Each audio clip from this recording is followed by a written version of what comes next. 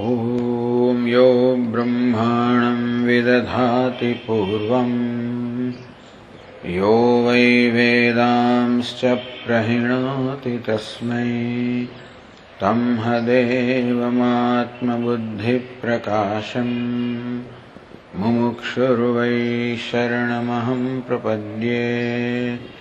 ॐ शान्ति शान्ति शान्तिः।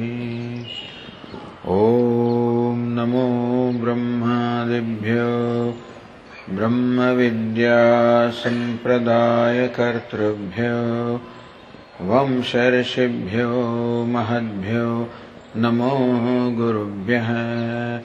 सर्वोपप्लवरहितः प्रज्ञानघनः प्रत्यगर्थो ब्रह्मैवाहमस्मि ब्रह्मैवाहमस्मि।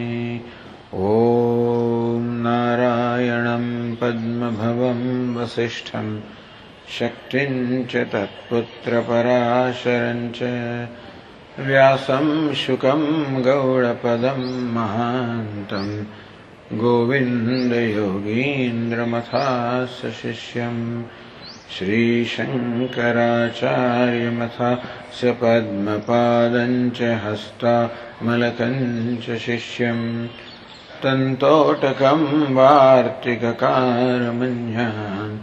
अस्मद्गुरून् सन्ततमानतोऽस्मि। श्रुतिस्मृतिपुराणानाम् आलयं करुणालयं नमामि भगवत्पादं शङ्करं लोकशङ्करं शङ्करं शङ्कराचार्यं केशवं बादरायणं सूत्रभाष्यकृतौ वन्दे भगवन्तौ पुनः पुनः। ईश्वरो गुरुरात्मेति मूर्तिभेदविभागिने व्योमवद्व्याप्तदेहाय दक्षिणामूर्तये नमः।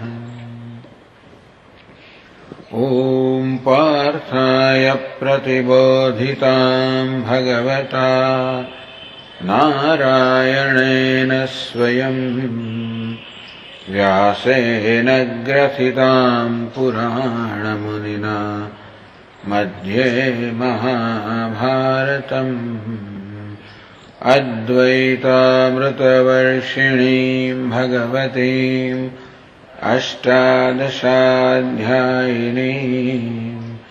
अम्ब त्वामनुसन्दधामि भगवद्गीते भवद्वेषिणीम्।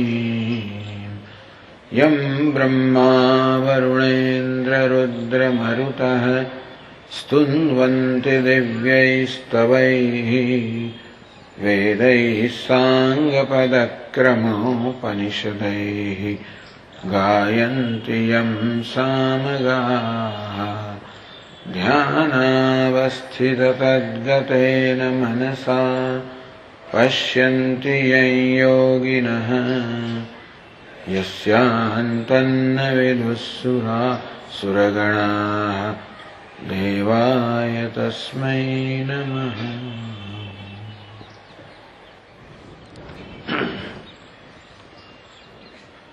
पिस्तालीसवां श्लोक थी। त्रैगुण्य विषया वेदाः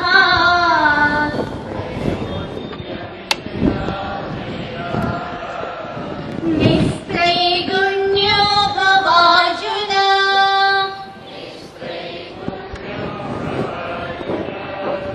निर्द्वन्द्वो नित्यसत्त्वस्थः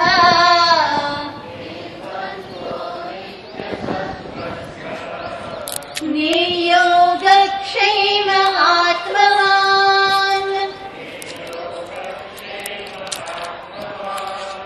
यावानर्थ उदपाने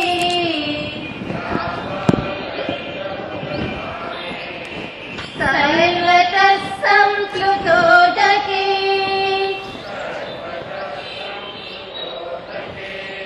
तावान् सर्वेषु वेदेषु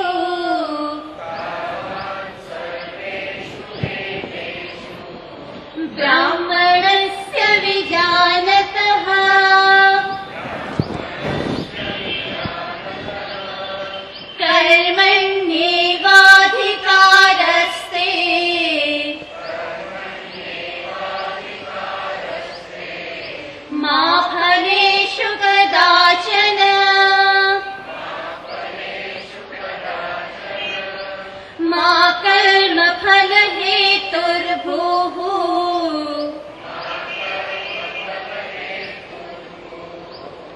मा ते सङ्गोऽस्त्वकर्मणि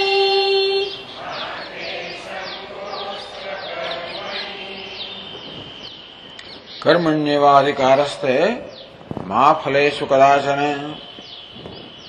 ગીતાનો કદાચ સૌથી વધારે પ્રસિદ્ધ શ્લોક. કર્મણ્યેવ તે અધિકાર. હે અર્જુન, તે એટલે તવ તારો. તું જે હજી શુદ્ધ અંતઃકરણ ધરાવતો નથી, તું હજી જે રાગદ્વેષ ધરાવનારો છે, જેનું અંતઃકરણ શુદ્ધ નથી, એવા તારા માટે કર્મણી એવા અધિકાર. તારો અધિકાર, તારી યોગ્યતા કર્મમાં છે, સંન્યાસમાં નહીં. એટલે કર્મનો ત્યાગ કરવાની યોગ્યતા, કર્મનો ત્યાગ કરવાની તૈયારી તારામાં નથી. માટે કર્મ દ્વારા, તો વિવેકપૂર્વક કર્મ કરવા દ્વારા તું એવી સ્થિતિ પ્રાપ્ત કરી શકશે જેથી તું કર્મનો ત્યાગ કરી શકે. એક કાંટાથી બીજો કાંટો કાઢવો, તારે કર્મમાંથી મુક્ત પણ થવું હોય તો વિવેકપૂર્વક કર્મ કરવા દ્વારા. ન કર્મણામ અનારંભાત નિષ્કર્મ્યમ પુરુષોષ્ણતે. ભગવાન ત્રીજા અધ્યાયમાં કહે છે કે કર્મનો અનારંભ કરવાથી, કર્મ ન કરવાથી, કર્મનો ત્યાગ કરવાથી કઈ કર્મથી મુક્ત ના થવાય કે બંધનને મુક્ત ના થવાય. એટલે ભગવાન આ શ્લોકમાં કહી રહ્યા છે કે આપણને બંધનમાંથી મુક્ત કરવા માટે, જીવનમાં સુખ પ્રાપ્ત કરવા માટે, સફળતા પ્રાપ્ત કરવા માટે, ઉન્નતિ કરવા માટે, આપણી ઈચ્છાઓ પૂરી કરવા માટે કર્મ જ શ્રેષ્ઠ સાધન છે.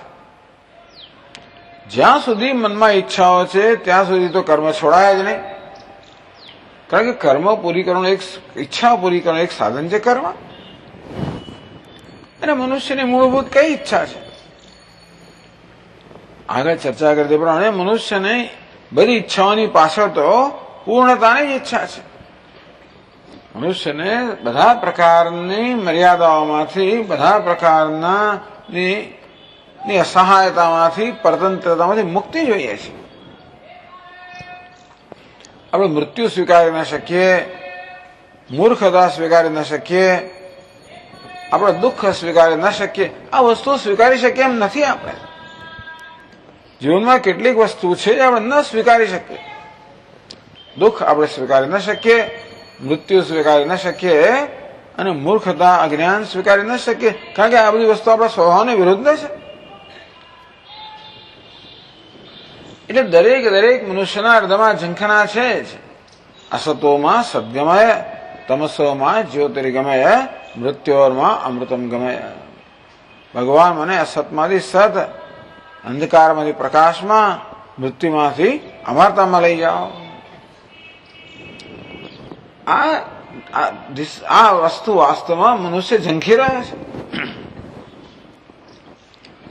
આગળ કહ્યું તો એમાં ઝંખના સમજવી, વિવેકનું પહેલું પગથિયું છે કે આપણે આ ઝંખના સમજવી કે દુનિયાની ગમે તે સિદ્ધિ પ્રાપ્ત થાય તો પણ મારી આ ઝંખના પૂરી કરવાની ક્ષમતા કશામાં નથી. અર્જુન પોતે જ ભગવાનને કહે છે, નહીં, આગળ કહ્યું છે, નહીં પ્રપશ્યામી મમાપનદ્યાદ યચ્છોક મુચ્છો ક્ષણમિન્દ્રિયાણામ અવાપ્ય ભૂમા વસપત્ન વૃદ્ધમ રાજ્યમ સ્વરાણા વિચાધિપત્યમ. ભગવાન મને પૃથ્વીનું નિષ્કંટક રાજ્ય પ્રાપ્ત થાય અને સ્વર્ગનું પણ આધિપત્ય પ્રાપ્ત થાય તો પણ મારી ઇન્દ્રિયોમાં જે સંતાપ છે, મારા હૃદયમાં જે સંતાપ છે, એ સંતાપ દૂર થાય એવું મને જણાતું નથી. અર્થાત દુનિયાની કોઈ પણ સિદ્ધિમાં અમારો આંતરિક શોક કે મોહ કે સંતાપ દૂર કરવાની ક્ષમતા નથી. એ અજ્ઞાનમાંથી જન્મી છે, અહંકાર મમકારમાંથી જન્મ્યું છે, રાગદ્વેષમાંથી જન્મ્યું છે. અને તેથી શોકમાંથી, સંતાપમાંથી, દુઃખમાંથી મુક્ત થવા મળે આપણે આપણા અંતરમાં રહેલા રાગ અને દ્વેષ દૂર કરવા જ પડે. બીજો કોઈ ઉપાય નથી. રાગ દ્વેષને અકબંધ રાખીને બહાર ગમે તેટલી વસ્તુ આપણે સિદ્ધ કરી તો પણ અમે સુખ ના મળે. સુખ તો માત્ર અંતઃકરણની શુદ્ધિમાંથી મળે. જેમ તળાવનું જળ હોય એમાંથી બધો કચરો લઈ લેવામાં આવે અને જળની સપાટી શાંત હોય તો એનું તળિયું આપણે કેવું પારદર્શક બને, તળિયું કેવું સ્પષ્ટ દેખાય. તેમ આપણું મન પારદર્શક હોય. જેટલે ઊંચે પારદર્શક હોય એટલે ઊંચે તળિયામાં અધિષ્ઠાન રૂપે રહેલા આત્માના આનંદના દર્શન થાય, એનો અનુભવ થાય. એટલે સુખ મેળવવા માટે કશું કંઈ કરવાની જરૂર નથી. સુખ મેળવવા માટે માત્ર આપણા અંતઃકરણને શુદ્ધ બનાવવાની જરૂર છે. અને એ માટે કર્મ એકમાત્ર માર્ગ છે.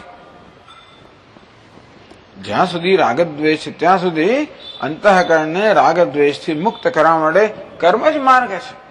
કર્મણ્યવાધિકાર સમય ભગવાન કહે છે કે કર્મમાં તારો અધિકાર છે, કર્મમાં તારી યોગ્યતા છે. કર્મ કરવું તારે એ કર્મ યોગ્ય છે. કર્મ એટલે શું? કર્મ એટલે એ પ્રકારનું કર્મ જે મને રાગ અને દ્વેષમાંથી મુક્તિ અપાવનારો હોય. જો રાગ દ્વેષથી પ્રેરાઈને કર્મ કરું તો કર્મ રાગ દ્વેષમાં વધારો કરશે. ગઈકાલે ચર્ચા કરી કે રાગ દ્વેષ તો પેલા અગ્નિ સમાન છે, એને જેમ જેમ સંતોષતા જઈએ તેમ તેમ એમાં તો વૃદ્ધિ જ થતી જાય. એટલે આપણા રાગ દ્વેષને સંતોષવા માટે જો કર્મ કરીએ, કોના પ્રત્યે દ્વેષ છે માટે કશું કરી રહ્યો છું, ક્યાં આસક્તિ છે માટે કરી રહ્યો છું, તો એના પરિણામે રાગ અને દ્વેષમાં વૃદ્ધિ થવાની. અને કર્મ દ્વારા ભગવાન કહી રહ્યા છે કે રાગ દ્વેષથી પ્રેરાયેલું કર્મ નહીં, પરંતુ પછીના શ્લોકમાં કહે છે યોગસ્થ કુરુ કર્માણિ. યોગની ભાવનાથી પ્રેરણા થયેલું કર્મ. આ શ્લોકની આગળ સમજ ભગવાન આપે છે પછીના શ્લોકમાં યોગસ્થ કુરુ કર્માણિ. યોગમાં નિષ્ઠ બનીને તું કર્મ કર. એટલે તારા આમાં ગઈકાલે કહ્યું તે પ્રમાણે આ કર્મ કરવાનું ભગવાન એટલા માટે અમે ખાસ હિમાયત કરે છે કે આપણે કશું પણ કરવાનો પ્રારંભ કરીએ એટલે અંતરમાં રહેલા પેલા રાગ અને દ્વેષ તરત જ માથું ઉચકવાના. રાગ દ્વેષ એવું ઈચ્છે કે આ કર્મ દ્વારા અમને સંતોષ મળે. તેથી જે આસક્તિ હોય એને પ્રાપ્ત કરવાનું, જેને દ્વેષ હોય એને છોડવાનું, ત્યાગ કરવાનું, આવી જાતની જ પ્રવૃત્તિ થાય. એટલે કર્મ કરીએ એટલે કે વ્યવહાર કરીએ એટલે આપણે અંદર રહેલા પેલા રાગ દ્વેષ છતાં થાય, આપણે એની પરિચિત થઈએ. અને તેથી કેવી રીતે એમની સાથે કામ લેવું, કેમ દૂર કરવા, એની આપણે સમજ પડે. બાકી આપણે કઈ કરીએ ને બેસી રીતે એમ લાગે બધું બરોબર જ છે. વિનોબા ભાવેજી સમજાવે કે ખાબોચિયાની અંદર ભલે ને કાદવ હોય, ઉપર પાણી હોય એટલે એવું લાગે કે એકદમ સ્વચ્છ છે. એક કાંકરો નાખીએ એટલે અંદરનો કાદવ સપાટી પર આવે, તેમ કશું ના કરે એમ લાગે કે મન બધું શાંત છે, સ્વચ્છ છે. એક કાંકરો નાખીએ વ્યવહારનો કે કર્મનો એટલે અંદરના રાગ દ્વેષ તરત બહાર આવે, છતાં થાય. તો કર્મ એટલે રાગ અને દ્વેષથી પ્રેરાયેલું કર્મ નહીં. ત્યારે શેનાથી પ્રેરાયેલું? કર્તવ્ય કે ફરજની ભાવનાથી પ્રેરાયેલું કર્મ. અહીં કર્મ ફરજ કે કર્તવ્ય કે અર્જુન તારે કર્તવ્ય એટલે કરવું જોઈએ, આ કરવું યોગ્ય છે માટે કર્મ કરવું જોઈએ. આ કર્મ કરવાથી માં ફલેશુ કદાચન. અને એ પ્રકારે તારું કર્તવ્ય કર્મ કરતી વખતે આ દ્વારા મને શું ફળ મળશે, શું લાભ થશે, એ વ્યક્તિગત લાભની ગણતરી કર્યા વગર તારે કર્મ કરવું જોઈએ, કારણ કે કરવું યોગ્ય છે. આ સંજોગોમાં સાચું બોલવું યોગ્ય છે. એમ સાચું બોલે મને શું લાભ થાય એ માટે નહીં, આ કરવું જોઈએ માટે કરવાનું છે. શક્ય છે કે એમ કરવાથી કદાચ વ્યક્તિગત ગેરલાભ પણ થાય. ભગવાન કહે છે માં ફલેશુ કદાચ. વ્યક્તિગત લાભ કે ગેરલાભની ગણતરી કર્યા વગર જે કોઈ સંજોગોમાં જે યોગ્ય હોય તે કરવું જોઈએ. જેમ કે અત્યારે અર્જુન માટે આ સંજોગોમાં યોગ્ય વસ્તુ એ છે કે એને ફરજ બજાવી છે. ક્ષત્રિય તરીકે એને ધર્મનું રક્ષણ કરવું જોઈએ અને ધર્મ રક્ષણ માટે યુદ્ધ કરવું જોઈએ. એને ગમતું નથી. અર્જુન શા માટે આ કર્મ છોડી દેવા માંગે છે? શા માટે રણ મેદાનનો ત્યાગ કરવા માંગે છે? શા માટે સંન્યાસ લઈ લેવા માંગે છે? રાગ દ્વેષને કારણે. અત્યારે પોતાની સમક્ષ કર્તવ્ય છે એના માટે અર્જુનને દ્વેષ છે, કારણ કે એનું પરિણામ અણગમતું છે. અને સંન્યાસ જેમાં કશું ન કરવાનું હોય, જો કોઈ ફરજ ના હોય, એના માટે એને રાગ છે, કારણ કે એમ લાગે છે કે ત્યાં એમ કરવાથી આ દુઃખમાંથી છટકી જઈશ. એટલે આ કર્મને છોડવાનો અર્જુનનો નિર્ણય દુઃખને ટાળવા માટે કે દુઃખોથી છટકવા માટે છે. એ સંન્યાસ એટલે જો સમજ્યો એ સમજીને નથી. ભગવાનને કઈ સંન્યાસનો વાંધો નથી. એવું નથી કે અર્જુન યુદ્ધ ના કરે તો ભગવાનનું કામ નથી થવાનું, એવું કશું છે નહીં.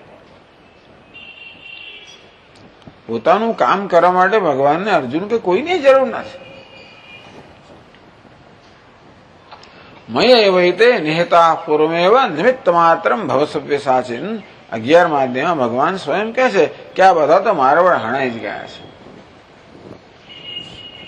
અને માટે તું નિમિત્ત બન અને તારું કર્તવ્ય કર્મ કરે. એટલે કર્મ કરતી વખતે આ પ્રકારની એક નમ્રતા કે વાસ્તવમાં કરનાર તો ભગવાન છે, હું તો એના હાથનું નિમિત્ત છું. કર્મ કરવાની શક્તિ આપનાર ભગવાન છે, આવડત આપનાર પણ ભગવાન છે, કર્મ કરવાની તક આપનાર પણ ભગવાન છે, અને કર્મની આજ્ઞા આપનાર પણ ભગવાન છે કે આ સંજોગોમાં મૂક્યો એ દ્વારા પણ ઈશ્વરનો કોઈ ઈરાદો હશે, આ સમષ્ટિનો કોઈ ઈરાદો હશે ખરો.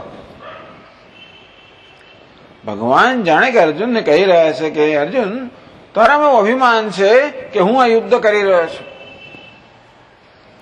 સ્વજનમ એ કથમ હત્વા, મારા હાથે આ સ્વજનોનો વધ થશે. તે જણાય કે ઉભું ન કર્યું એવું નથી. અત્યારે આ જે સંજોગો રચાયા છે એ તો એક વૈશ્વિક વ્યવસ્થાના આધારે રચાયેલા છે. પરિત્રાણાય સાધુના વિનાશાય દુષ્કૃતામ. આ દુષ્ટ લોકોનો વિનાશ થાય અને સાધુનું રક્ષણ થાય એ ધર્મના સંસ્થાપન માટે જરૂરી છે, અને માટે આ સંજોગો રચાયા છે. તું તો એમાં એક માત્ર નિમિત્ત છે. અર્જુન એમ કે હું જ બધું કરી રહ્યો છું. હું કરું એ જ અજ્ઞાનતા શકળનો ભાર જેમ શ્વાન તાણે. અરે ભાઈ, આ યુદ્ધનો ભાર તો હું ખેંચી રહ્યો છું. તું તો એમાંનું એક પ્યાદું છે. નાટકનો એક પાત્ર છે. નાટકના પ્રત્યેક પાત્રે જેવી રીતે પોતાનો ભાગ ભજવવાનો હોય અને જે પ્રકારે નિશ્ચિત થયું હોય એ બોલવાનું હોય, એ પ્રકારે અભિનય કરવાનો હોય, એમનો સ્વતંત્ર નિર્ણય લેવાનો ના હોય. આપણો ઓર્કેસ્ટ્રામાં આપણું વાદ્ય વગાડતો હોય તો આપણે સ્વતંત્ર નિર્ણય લેવાનો ના હોય. જે પ્રકારનો તાલ અને સૂર વગેરે હોય એ પ્રકારે આપણે વગાડવાનું હોય. તો એમ જીવનની અંદર પણ જે વ્યવસ્થા છે, તાલ છે, સૂર છે, લય છે, એ પ્રકારે કર્મ કરવું એ આપણી ફરજ છે. અને જે કોઈ સંજોગોમાં તું મુકાયો હોય એ સંજોગોમાં જે કરવું યોગ્ય છે એ તારે કરવું જોઈએ.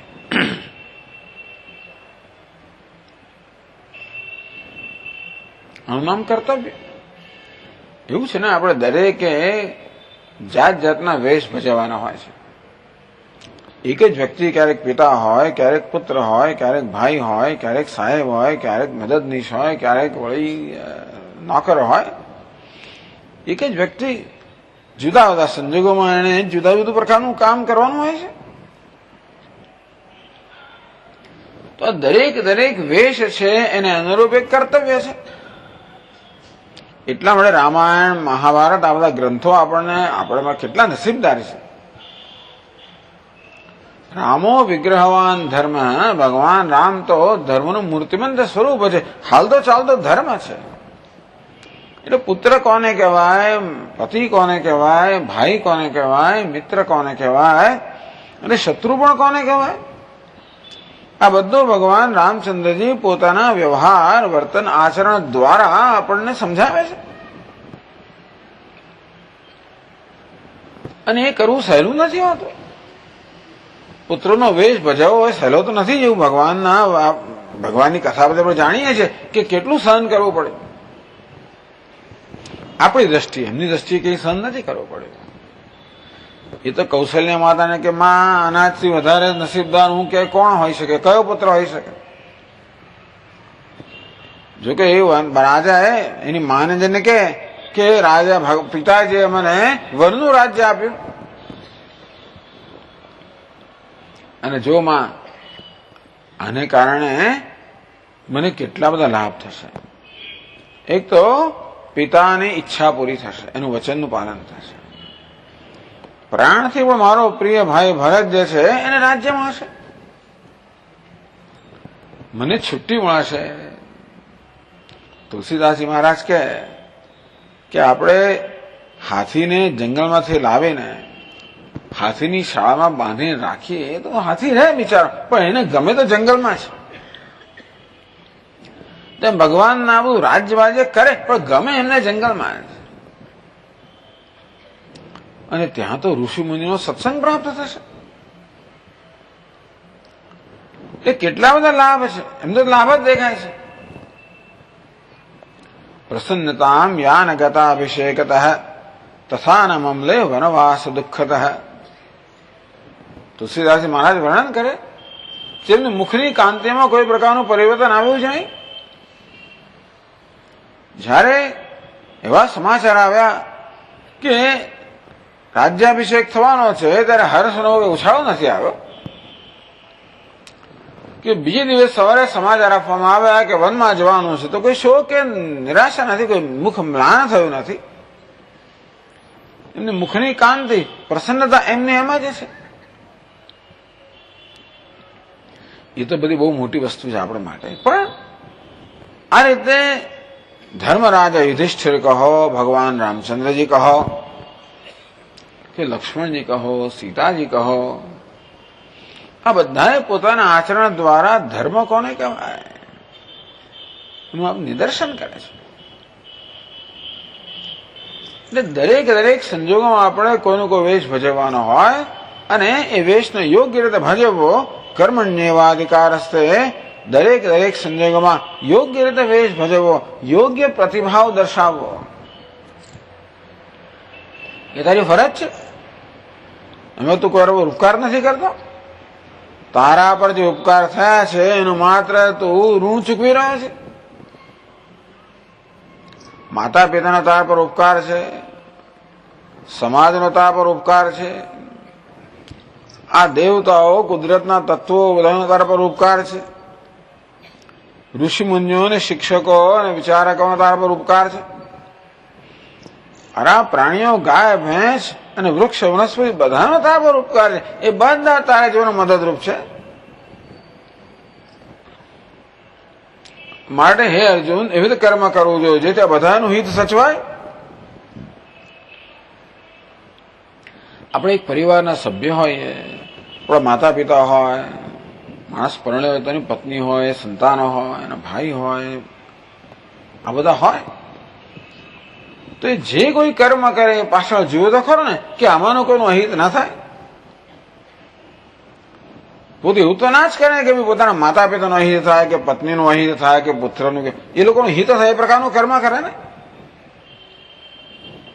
એ જે કરે છે એમાં બધા સંકળાયેલા છે ને.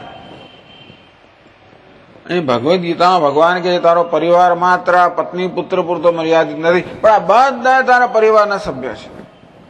વસુધૈવ કુટુંબકમ, આ સમગ્ર વસુધા જે તારું કુટુંબ છે. અને તેથી તું કઈ પણ કર્મ કરે તારા બધાના હિતને ધ્યાનમાં રાખીને કરવું પડે કે તારા કર્મથી કોઈની ઈજા ના થાય, કોઈના હક પર તરાપ ન વાગે, કોઈ દુઃખી ન થાય, કોઈના ભોગે તો આગળ ના વધે. આપણે કેવી સાવધાની રાખતા હોય છે આપણા આચરણમાં જેથી આપણા જે પ્રિય હોય એને કશું નુકસાન ન થાય, એમનું હિત જ થાય. અને તે રીતે ભગવાન કહે છે કે કર્મ કરતી વખતે આ ધ્યાનમાં રહેવું જોઈએ. હિન્દુસ્તાનમાં કોઈ ચિંતા કરતો નથી. પોતાને જે ફાવે એ કરવું. પોતાના આચરણને કારણે બીજાને શું થાય એનું નસીબ. મેં તો કચરો વાળીને ફેંક્યો, પછી ક્યાં જાય છે, ક્યાં ફેંક્યો, મારા પડોશીના આંગણામાં, એ જોઈ લેશે, કરી લેશે. અઠવાડિયે ત્યાં ફેંક્યો. આપણે ક્યારે પણ આપણા આચરણથી બીજા ઉપર શું અસર થશે એનો વિચાર કરતા જ નથી. બહુ વિચાર કરવો જોઈએ.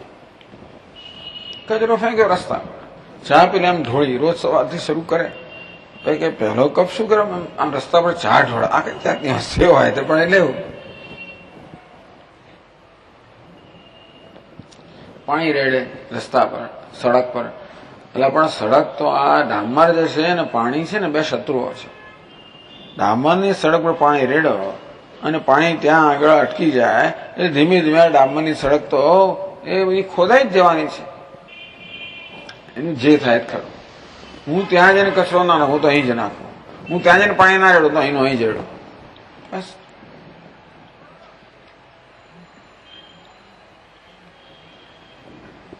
કર્મણ્યવાધિકાર. આ પ્રકારે જે સંજોગોમાં તું છે, જે વ્યવસ્થાનો તો ભાગ છે, વ્યવસ્થાને અનુરૂપતાને કર્મ કરવું છે, એ પ્રકારનો પ્રતિભાવ દર્શાવવો જોઈએ. એને કર્તવ્ય કહો, ફરજ કહો કે ધર્મ કહો. એ કર્મ શબ્દનો અર્થ ધર્મ એમ પણ કરી શકાય કે ધર્મને અનુરૂપ આચરણ કરવું એ તારી ફરજ છે, કરવું જ જોઈએ. જો અર્જુન આખી દુનિયા ધર્મ પ્રમાણે, આખી દુનિયા બધી જ વસ્તુઓ પોતપોતાના ધર્મનું પાલન કરે છે. કોઈ ક્યારે પણ છટકી જતું નથી કે કોઈ ક્યારેય પોતાના ધર્મનું અતિક્રમણ કરતું નથી. સૂર્ય સમયસર ઉગે, સમયસર આથમે. પૃથ્વી સૂર્યની આસપાસ વ્યવસ્થિત રીતે ભ્રમણ કરતી હોય. ચંદ્ર પૃથ્વીની આસપાસ ભ્રમણ કરતો. દિવસ રાત, શુક્લ પક્ષ, કૃષ્ણ પક્ષ એટલે પક્ષો, માસ, અયન, વર્ષ, સંવત્સર, આ બધો કાળનો પ્રભાવ, ઋતુઓ વ્યવસ્થિત ચાલે છે. એવું ના બને કે એકદમ ઉનાળાની પહેલા ચોમાસું આવ્યું પછી સીધો ઉનાળો આવી ગયો, શિયાળો જતો રહ્યો પછી શિયાળો આવે, એવું ના થાય.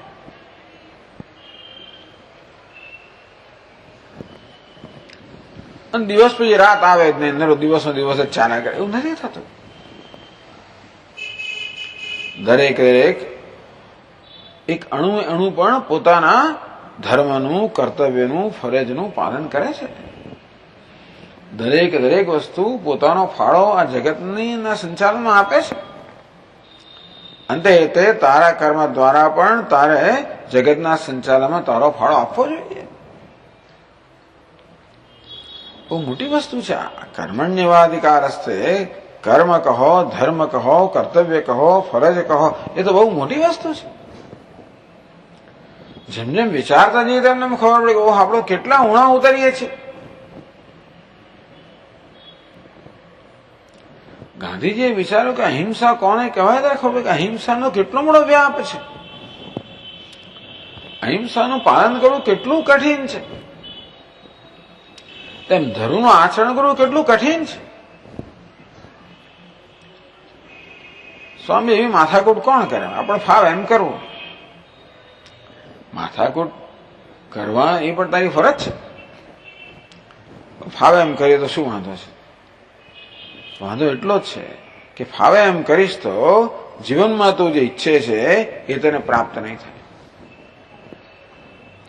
હે અર્જુન, તારે જાણવું જોઈએ કે જીવન તું કંઈક ઈચ્છી રહ્યો છે, સુખ ઈચ્છે છે અને દુઃખ નથી ઈચ્છતો. તો સુખી થવાનો માર્ગ બતાવે છે, સુખને પ્રાપ્ત કરવાનો અને દુઃખને ટાળવાનો માર્ગ બતાવે છે. આ ધર્મ કહો, કર્તવ્ય કહો, એ સુખની પ્રાપ્તિનો માર્ગ છે. એ પેલી આંતરિક ઉન્નતિનો માર્ગ છે, આંતરિક સંપત્તિ એકત્રિત કરવાનો માર્ગ છે. કઈ સગવડીઓ ધર્મ ચાલે જ નહીં. પછી તો આપણે તો બને ત્યાં સુધી સગવડને સાચવવાનો પ્રયત્ન કરીએ અને ધર્મમાં બાંધછોડ કર્યા કરીએ. બધી આપણે તો આપણી સગવડ સિવાય બધામાં બાંધછોડ કરીએ. એક મારી અનુકૂળતામાં બાંધછોડ ના કરો, બાકી બધામાં બાંધછોડ કરો. વાહન ચલાવતી વખતે પણ હંમેશા ડાબી બાજુ જ ચલાવો કે શું? જેમ આમ ના દેખાત લોકો આરામથી જમણી બાજુ. ગઈકાલે રાત્રે એક પેલો મોટરસાયકલ વાળો જમણી બાજુ જ જતો રહ્યો, કારણ કે પેલું રેલવે ટ્રેક હતા ને કે પેલા ત્યાં અટકી ગયા હતા, અરસ્કો ખાલી હતા, આમ જતો રહ્યો. છે બુદ્ધિશાળી લોકો, અમદાવાદના લોકો છે ચાલાક, એમની બધી બુદ્ધિ આમાં જ વપરાય, બાકી કઈ નહીં. બીજે કશે વાપરતા તો સારું થાય, એમનું દુનિયાનું કલ્યાણ થયું. બધી એમની ચપળતા આની અંદર જ ખર્ચાય છે. કેટલા સ્માર્ટ છે. આમ પોતાની ચાલાકી દેખાડવી અને લાભ લેવો, કદાચ આપણને એ દ્વારા કઈક આવો ભૌતિક લાભ થઈ જાય. કયું ને, તાત્કાલિક સુખ, દીર્ઘકાલીન દુઃખ. જ્યારે જ્યારે ધર્મ બાંધછોડ કરીને આપણે કશોક લાભ પ્રાપ્ત કરી જઈએ ત્યારે એમનાનું આપણે ખાટી ગયા. હા, દુનિયાના કાયદામાં કોઈ જાણશે નહીં અને કોઈ જાણે તો પકડશે નહીં, જુદી વાત છે. પણ ઈશ્વરનો જે કાયદો છે ને એમાંથી આપણે ના છટકી શકીએ. વાવે તેવું લણે, કરે તેવું પામે. માટે જીવનમાં ધર્મનું આચરણ હોવું જોઈએ. અને ધર્મ શેની અપેક્ષા રાખે ખબર છે? નિષ્કામતાની અપેક્ષા રાખે છે. કોને કર્તવ્ય કર્મ કહેવાય? ફરજ કોને કહેવાય? એને જ ફરજ કહેવાય જે કરવાની પાછળ કોઈ પ્રકારની કામના કે અપેક્ષા ન હોય. અપેક્ષા સાથે કર્મ કરીએ તો ફરજ ના કહેવાય. મા બાપ પોતાના સંતાન કે સંતાનને ઉછેરતા હોય, એની પાછળ ગણતરી રાખતા હોય કે આ મોટું થઈને મારું આમ કરશે ને પેલું કરશે ને ફલાણું કરશે, એ રીતે ડોક્ટર થશે ને મારું નામ આગળ લઈ આવશે ને આવી જાતની ગણતરી થતી હોય તો પછી એ તો સોદો થયો, એ કર્તવ્ય ના થયો. મા બાપ તો એક જ વસ્તુ માટે સંતાનને ઉછેરે કે એમાં સંતાનનું હિત શેમાં છે? પોતાનું હિત શેમાં છે નહીં, સંતાનનું હિત શેમાં છે? તેમ સંતાનો માતા પિતાની સેવા કરતા હોય તો આ મા બાપની સેવા કરીએ એટલે જરા થોડા ખુશ થાય, એટલે મળતી વખતે પહેલા જયારે વીલ લખે ત્યારે મને બધું આપીને જાય, આવી ગણતરી નહીં.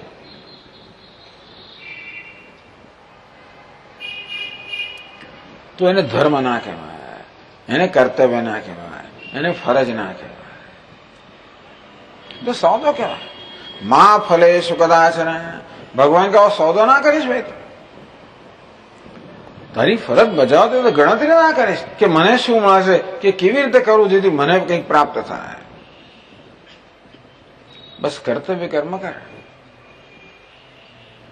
તારે જે કરવાનું છે તું કર, તારો વેશ સારી રીતે ભજાવ. કશું મને મળવાનું તો કરું, શું કરવા? આપના કહેવા પ્રમાણે આ કર્તવ્ય કર્મ કરવાથી કે ફરજ બજાવવાથી મને કશું મળવાનું જ ના હોય તો શું કામ કરું? માતે સંગોસ્ત્વ કર્મણી. એક શ્લોકમાં ભગવાને બધી વસ્તુને આવરી લીધી છે. માતે સંગોસ્ત્વ કર્મણી અકર્મણી તે સંઘ માસ્તુ. નિષ્ક્રિયતા માટે અને પ્રેમ ના હોવો જોઈએ. માં કર્મફલ હેતુર્ભૂ. તું કર્મફળનો હેતુ ના બનીશ, કર્મફળ ઉત્પન્ન કરનારો ના બનીશ. અર્થાત કર્મફળની તૃષ્ણાથી કે ઝંખનાથી પ્રેરણા કર્મ ના કરીશ. ભગવાન કે બંધન કરનારું છે, દુઃખ ઉત્પન્ન કરનારું છે. કદાચ આપણને તાત્કાલિક સુખ ઉત્પન્ન પણ કરે, જન્માવે પણ કરે, પણ અંતમાં તો આપણને આ જન્મ મૃત્યુના ચક્રમાં રાખીને છેવટે તો દીર્ઘકાલીન દુઃખ જ ઉત્પન્ન કરનારો છે. બધું નિષ્કામ કર્મ કહે, કર્તવ્ય કર્મ કહો કે ફરજ કહો, એનો અર્થ જ નિષ્કામ કર્મ. હવે આપણે માતા પિતાની સેવા કરતા હોઈએ, આપણે ફરજ બજાવતા હોઈએ, એની પાછળ પછી કઈ જાતની માગણીઓ? કશે નહીં. હું જાણું છું કે મા બાપે મને ઉછેરલો છે, મારું બધું કરેલું છે, માટે હું મારી ફરજ છે કે હવે મારો સમય આવે. હું નાનો હતો ત્યારે હું માંગનાર હતો, એ આપનાર હતા. એ વૃદ્ધ થયા, એ માંગનાર છે, હું આપનાર છું. મારે એ પ્રકારનો વેશ ભજવવો જોઈએ.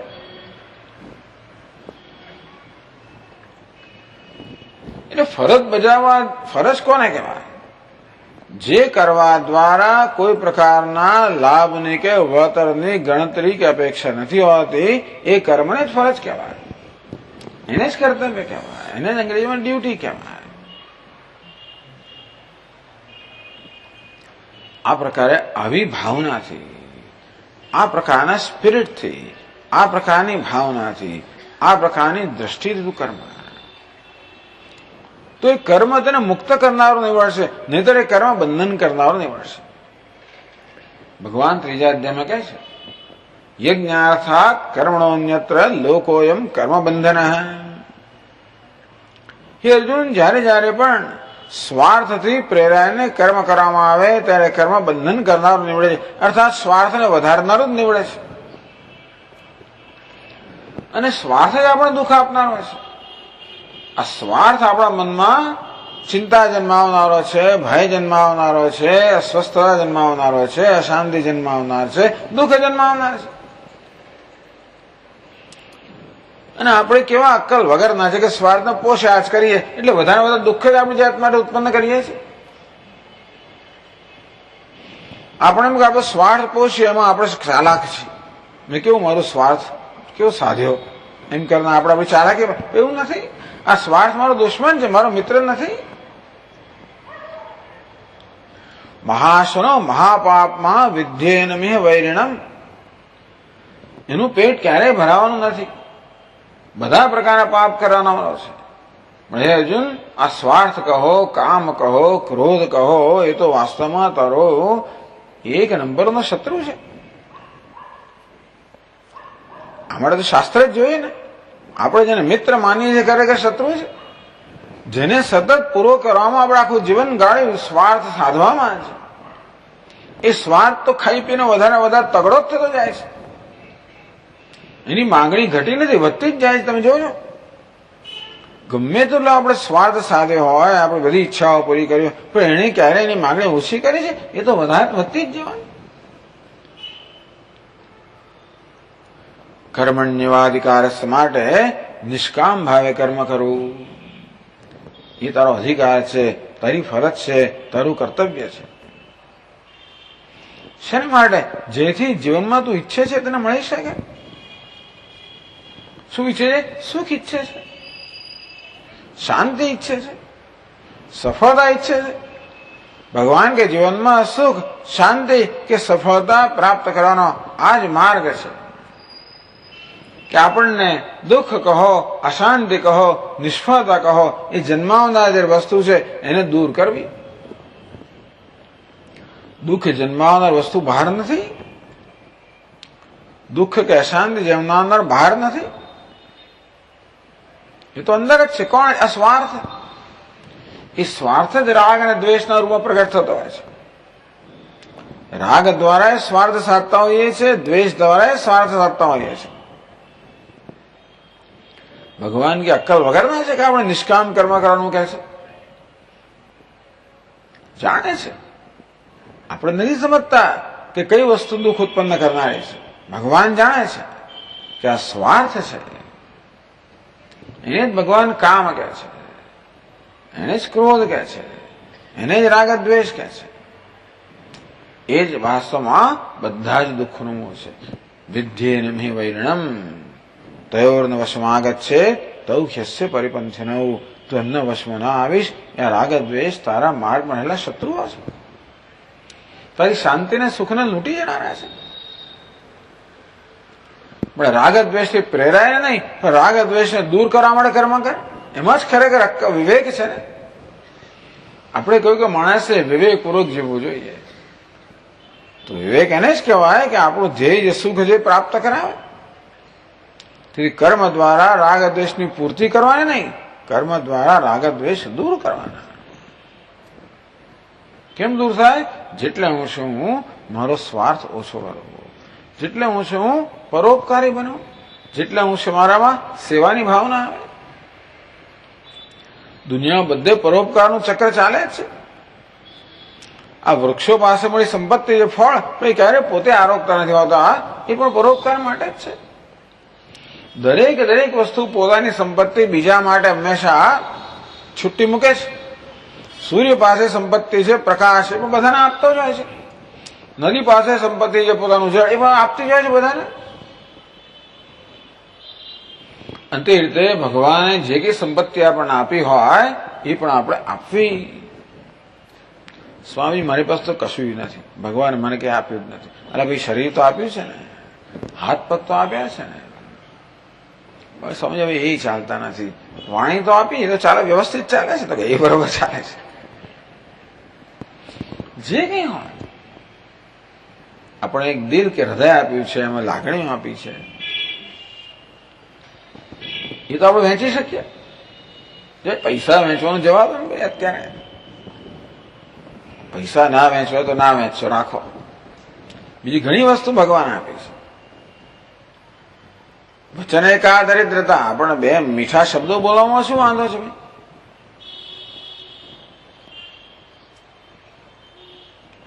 આપણો સ્નેહ કે પ્રેમ કોઈને આપવામાં સુખ ખૂટી જવાનું, કઈ ખૂટવાનું નથી. આ વસ્તુ એવી છે કે જેમ આપીએ એમ વધે. આ ધન તો આપ્યું તો જાણે ઘટે, એટલે રાખો. પણ આ પ્રેમ વસ્તુ કેવી છે? જેમ આપીએ એમ વધે. તો ચાલો એ આપો, સ્નેહ આપો, પ્રેમ આપો. જરા હસીને વાત કરો. મોડું ચડાયેલું ઉતરેલું રાખો હંમેશા, હસીને વાત. ના ના સ્વામી જાણે આવું કર્યું, જેને જે કર્યું એ કરવું. આપણે બીજાનો વાત શું કામ કરવો?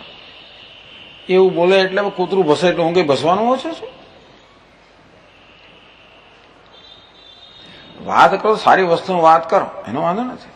સ્પર્ધા કરવી છે તો જરૂર કરો. શામાં? સારી વસ્તુમાં. જો પેલો કેટલો ઉદાર છે, નહીં તો વધારે ઉદાર બની શકું કે નહીં?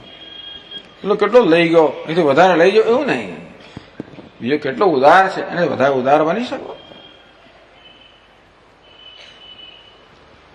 પેલો હૃદય કેવો વિશાળ છે, એથી વધારે વિશાળ બની શકો. એવી સ્પર્ધા જરૂર કરો. એ સ્પર્ધા આપણને ઉન્નતિ કરાવનારી છે. એવી બધી ભૌતિક સિદ્ધિઓની સ્પર્ધા તો આપણને નીચે પાડનારી છે. એટલે ભગવાન છે કર્મણ્યવાધિકાર હસ્તે. નહીતર તો બંધન કરનાર એટલે આપણના રાગ દ્વેષને વધારનાર, અશાંતિને વધારનાર, દુઃખને વધારનાર, સંઘર્ષને વધારનાર.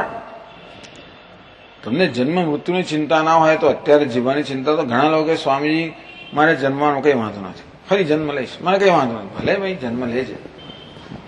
વસ્તુ એ છે જયારે જીવે ત્યારે તો સુખી થવું છે કે નહીં તારે? લોકોને મોક્ષ એટલે જન્મનો ફરી ના લેવા, એવા મોક્ષમાં જરૂર નથી. ભલે અત્યારે તો સુખેથી જવું છે. રાગ દ્વેષ તને એક ક્ષણ સુધી, ક્ષણ માટે પણ સુખેથી જીવવા જ નહીં. તને એમ કે તારો પતિ નથી જીવવાતો, એનો પતિ નથી જીવવાતી, ભલે એ તો જે હોય એ તો વધારાના ઉપરથી, પણ તને અંદરનો આ છે ને રાગ દ્વેષ, એ જ નહીં જીવવાતે. પેલા પછી પેલા દાજા પર ડામ આપે, એ જુદી વાત છે. પેલા ઘા પર મીઠું ભભરાવે, પતિ પત્ની બીજા આજુબાજુ શું કરે? ઘા પર મીઠું ભભરાવે. એ થાય દુનિયા એનું વાંક ભજાવશે. પણ રાગત દ્વેષ ઘા હોય ત્યારે પેલું મીઠું તને ચચરે ને, બાકી ચચરવાનું નથી. લોકો અબીલ ગુલાલ છાંટે તો કે આપણે ના પાડીએ, હોળીની અંદર આપણે આનંદ કરીએ છીએ. પણ આપણને કઈ ઘા વાગ્યો તો અબીલ ગુલાલ બહુ ચચરે. અબીલ ગુલાલનો વાંક નથી, પેલા ઘાનો વાંક છે. હવે કશું ચચરતો હોય તો આપણા રાગ દ્વેષ રૂપી ઘાને કારણે છે. અને તેથી રાગ દ્વેષ રૂપી મલિનતા દૂર કરવા માટેનો માર્ગ છે કર્મ, એટલે કે ધર્મ, એટલે કે નિષ્કામ કર્મ. કર્મણ્યવાધિકાર હસ્તે. નિષ્કામ કર્મ ના થાય તો બીજું કશું નહીં, તો છેવટે ધર્મના આધારે કર્મ થાય. પ્રામાણિકતાથી થાય, સચ્ચાઈથી થાય. આપણે કામ ચોરી ના કરીએ. આપણને 8 કલાકનો પગાર મળતો હોય રોજના, અને 2 કલાક કામ કરીને ઘરે સરકી જઈએ, બજારમાં જતા રહીએ. લોકો પાસે કામ કરતા કરતા શેર માર્કેટ બધું કરતા હોય, જોડે ઘણી વસ્તુ કરતા હોય. હવે ધીમે ધીમે થોડું જરા વધારે કડક થયું છે. બાકી પહેલા તો એવું કહેવાતું હતું કે માણસ ઓફિસમાં જાય, ઉપર ટેબલ પર ટોપી મૂકી, નીચે ચંપલ મૂકી, અને પછી બહાર જતો રહ્યો હોય. પછી 2 કલાક પછી આવે, લોકોને એમ કે અહીંયા જ છે, કે કયો છે બાથરૂમમાં, કહેશે. હવે આવું ચાલતું નથી, જો કે મેં સાંભળ્યું છે કે હવે આવું નથી ચાલતું. એક દિવસ એવો આવશે ને કે આ ટોપી વોપી થશું, પણ રોજના 12 કલાક કામ કરજો, અહીંયા ટકવું જ હશે ને તો કરવું જ પડશે. હવે તો વહીતરું કરે ચાલવાનું જ નથી. એ દિવસો ગયા કે બેંકમાંથી 2:30 વાગે ઘરે આવતા રહ્યા, એ બધા દિવસો ગયા, હવે ના થાય. પણ તોય માણસ ત્યાં 8 કલાક બેસે, પણ બને એટલું ઓછું કામ કરે, એવો પ્રયત્ન તો કરવાનો જ. કેમ જવાબદારીને સરખાવી દેવી, કેમ બીજાને માથે નાખવું, એવું તો કરવાનું છે. એ ધર્મ નથી. આપણું કર્તવ્ય ન બજાવવું એ ધર્મ નથી. ભગવાન કે કર્મણ્ય ભાઈ, એ તો તારી ઉન્નતિનો માર્ગ છે. દરેક મનુષ્યના હૃદયમાં ભગવાનના ઝંખના મૂકી છે કે દરેકને મહાન બનવું જ છે, દરેકને અનંત બનવું છે, દરેકને પૂર્ણ બનવું છે. એમાં કોઈ અપવાદ જ નથી. તારી ઈચ્છા પૂરી કરવા માટે આ કર્મ કે ધર્મ તારા માટેનું સાધન છે.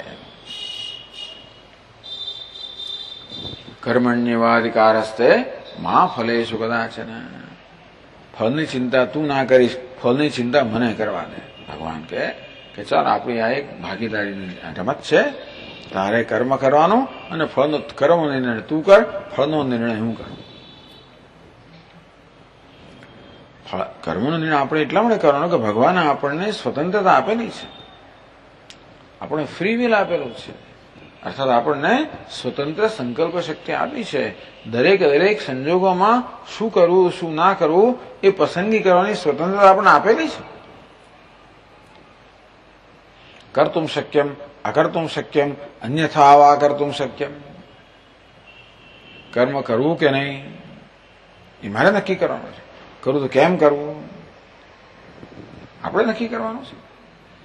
જૂના જમાનામાં સ્વામીજી આવી રીતે શ્રોતાઓને કહે, ચલો તાળી પાડો, બધા તાળી પાડો. એટલે કોઈ પાડતું જ નથી તાળી. આ સ્વતંત્રતા છે ને, તાળી ન પાડવાની સ્વતંત્રતા છે ને. અકર્તુમ શક્યમ નથી કાઢી. સ્વામી તો કે હવે એમાં શું થઈ ગયું, મશ્કરી કરે છે, એ તો ખાલી હસે છે. એકાદ બે જણ એક બે તાળી પાડીએ ખરી કે ચાલો હવે સ્વામીને ખુશ કરીએ. અને કોઈ આમ તાળી પાડે, કોઈ આમ પાડે, અને કોઈ જેમ પાડ્યું એમ પાડે. અન્યથા વા કર્તુમ શક્યમ. આ બધું પસંદ કરવાની સ્વતંત્રતા આપણને છે ને. ભગવાન કે સ્વતંત્રતાનો સદુપયોગ કર, કારણ કે સ્વતંત્રતાનો દુરુપયોગ કરશે તો તારી જાતને હાનિ કરશે, અને સ્વતંત્રતાનો સદુપયોગ કરશે તું તારી જાતની ઉન્નતિ કરશે. માટે કર્મ કરતી વખતે તારી સ્વતંત્રતાનો સદુપયોગ કર. જે કરવું જોઈએ તે કર. તારા કામ ક્રોધ કે રાગ દ્વેષના આવેગોનો વશ થઈને તું ધર્મમાં બાંધછોડ ના કરીશ, મૂલ્યોમાં બાંધછોડ ના કરીશ, સ્વાર્થી ના બનીશ, સંકુચિત ના બનીશ. એ પ્રકારે તારી સ્વતંત્રતાનો સદુપયોગ કર. અને તો તારામાં અત્યારે જે સ્વાર્થ વૃત્તિ રહી છે એ ધીમે ધીમે ક્ષીણ થતી જશે. આપણે આપણા રાગ દ્વેષને પ્રોત્સાહન નહીં આપીએ, આપણે સ્વાર્થ કે સંકુચિતતાને પ્રોત્સાહન નહીં આપે તો શું કરશે? એ માથું ઊંચું કર્યા કરે, દરેક વખતે એને ટપલી મારું એટલે ધીમે આ બધું ક્ષીણ થતું જશે. આમ ધીમે મારું અંતઃકરણ આ રાગ દ્વેષથી સ્વાર્થથી મુક્ત થતું જશે, પ્રસન્ન બનતું જશે. એનું તાત્કાલિક ફળ છે. પાણી જેમ શુદ્ધ બનતું જાય તેમ પારદર્શક બનતું જાય, તેમ મન જેમ શુદ્ધ બને તેમ પારદર્શક બનતું જ જશે. એમાં પ્રસન્નતા આપોઆપ જ અભિવ્યક્ત થશે. સુખ માટે કોઈ પ્રયત્ન કરવો જ નહીં, પણ એ તો મારું સ્વરૂપ જ છે.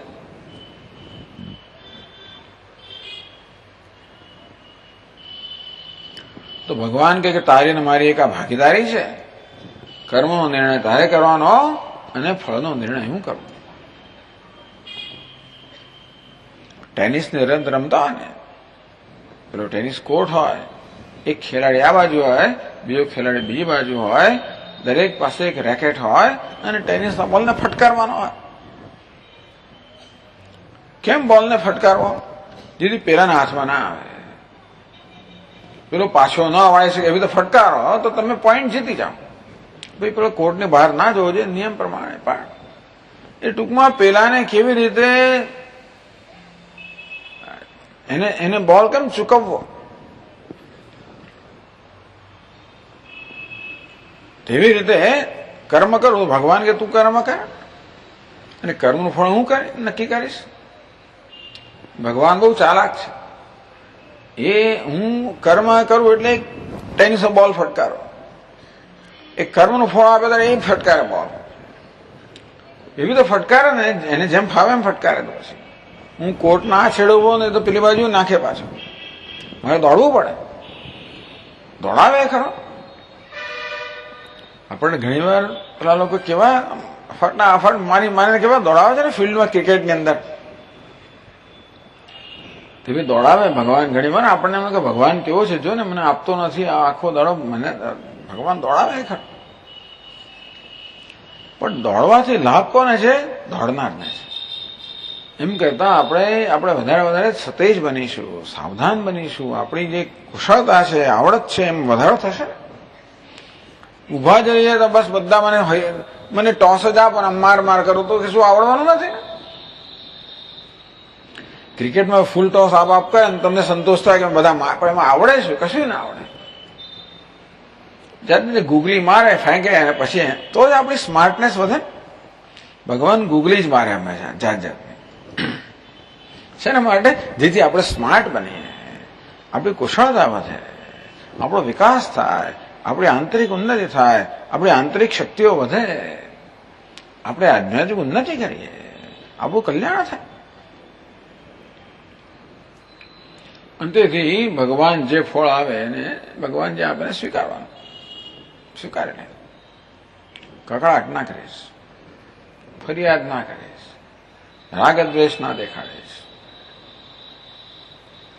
આ પ્રકારે ભગવાન કર્મયોગનો ઉપદેશ કરે છે. મા કર્મફલ હેતુર્ભુ, તું ઈચ્છાથી કામનાથી પ્રેરાને કર્મ ના કરીશ, નહીતર કર્મફળનો હેતુ બનશે અને તો તારે ભારી ભોગતા બનવું પડશે અને કર્મફળ ભોગવવું પડશે. તો નિષ્કામ કર્મ કરીશ તો એ કર્મફળ તને નહીં લાગે. એટલે કર્મ આપણે કરીએ અને ફળ ન લાગે, આપણને બંધન ન કર્યું ક્યારે થાય? આપણે જયારે અસંગતાથી કર્મ કરીએ. બ્રહ્મણ્યાધાય કર્માણી સંયમ ત્યક્ત્વા કરોત્યઃ લિપ્યતે ન સ પાપેન પદ્મપત્ર મિવાંબસા.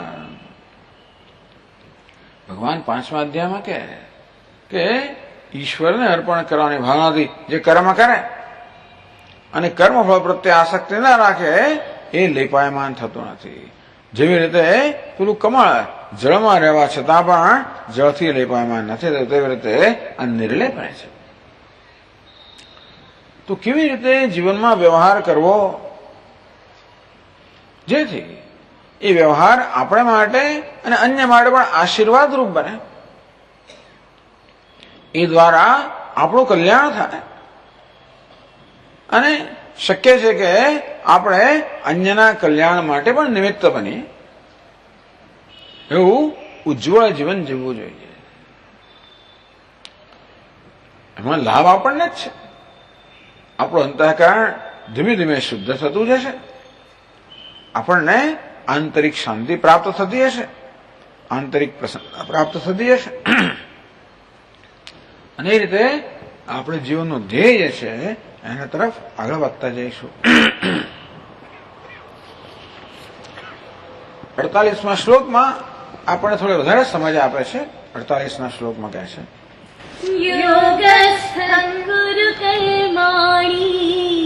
યોગસ્થઃ કુરુ કર્માણિ સંગં ત્યક્ત્વા ધનંજય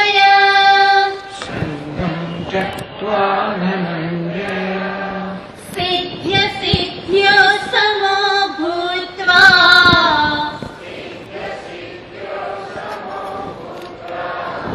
સમત્વયોગ ઉચ્યતે.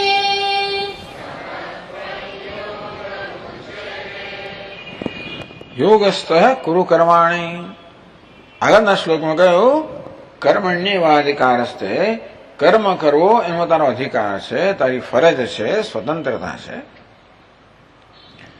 એ કર્મનો અધિકાર કહો, ફરજ કહો, એ કેમ બજાવી? યોગસ્થ કુરુ કર્માણી, તું યોગમાં નિષ્ઠ બનીને કર્મ કર.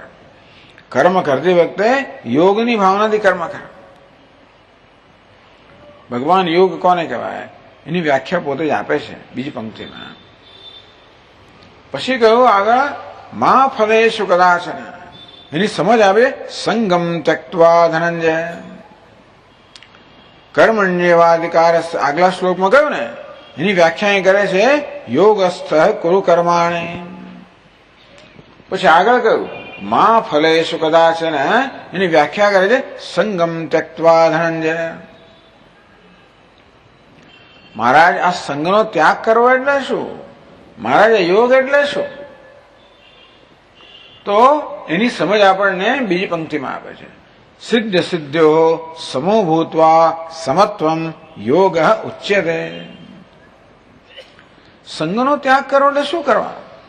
સિદ્ધ સિદ્ધ્યો સમો ભૂત્વા. હે અર્જુન, સિદ્ધિ અને સિદ્ધિ, સફળતા અને નિષ્ફળતા, લાભ અને ગેરલાભ, વિજય અને પરાજય, સફળતા અને નિષ્ફળતા, સમો ભૂત્વા, આ પ્રત્યે તો સમચિત્ત બન. આવું સમજવાની જરૂર છે. સફળતા નિષ્ફળતાને તો સમાન ગણ.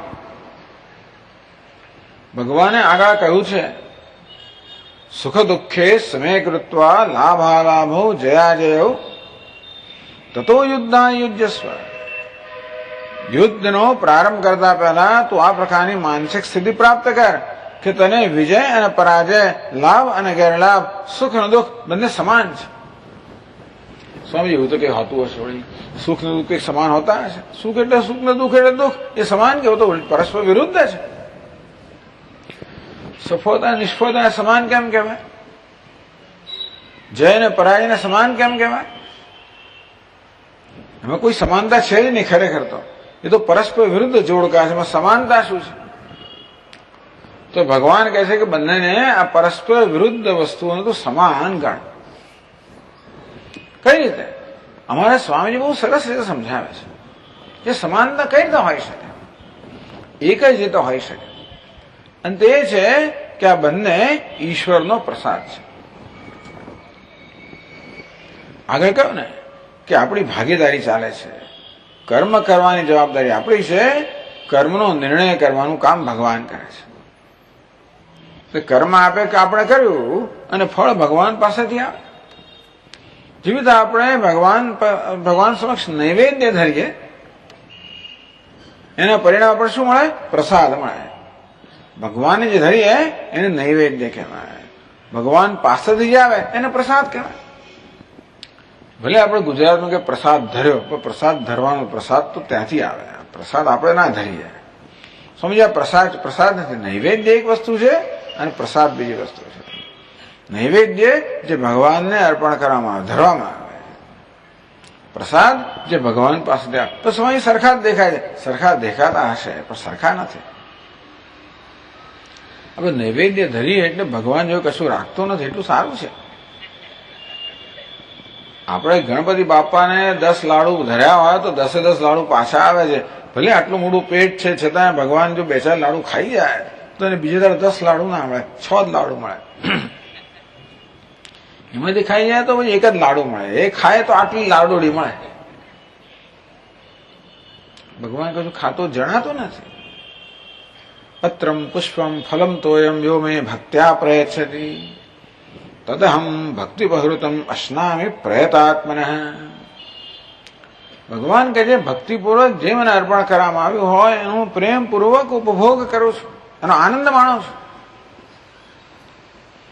એટલે ખરેખર ભગવાન આનંદ છે માણે છે. આ રસ ખરેખર તો નૈવેદ્યમાં રસ છે એનો ખબર છે? પેલો ભક્તિનો રસ છે. ભગવાન રસ લઈ લે. નૈવેદ્ય ધરીએ એટલે ભગવાન આપણી ભક્તિ છે ને ભાવના રૂપી રસ લઈ લે, બાકી પાછું આપે. એટલે ભગવાન લેતો હોય છે. ભલે ભૌતિક રીતે વસ્તુ એમને એમ પાછી આવતી હોય, ભગવાન રસ લઈને પોતાનો અનુગ્રહ મેળવીને પાછો આપે. આમ જે આપણી પાસે પાછું આવે એ શું છે? પ્રસાદ એટલે ભગવાનનો અનુગ્રહ છે.